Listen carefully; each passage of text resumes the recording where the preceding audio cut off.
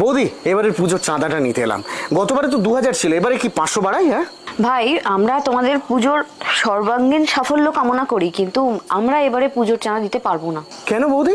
আমাদের অসৌচ চলছে। অসৌচ? কে মারা গেল আপনাদের? একই পাড়ার মধ্যে থাকি, জানতে পারলাম না তো। আমার এক ছোট বোন মারা গেছে। তাই?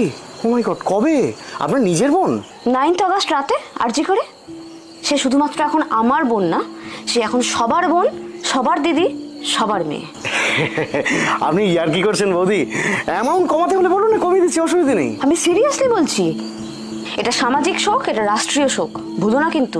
মানছি, কিন্তু এইটার জন্য দুর্গাপুজোর চাঁদা? আমাদের বাড়িতে কোনোদিন চাঁদা কমানোর দরকার পড়েছে বলেছি কোনোদিন? না তা না, তবে যতদিন না সুবিচার পাচ্ছি ততদিন এই অসহজ পর্ব চলবে। আর পুজোর আগে যদি আমরা সুবিচার পেয়ে যাই, তাহলে এই চাঁদার দ্বিগুণ টাকা আমি নিজে গিয়ে প্যান্ডেলে দিয়ে আসবো, কথা দিলাম।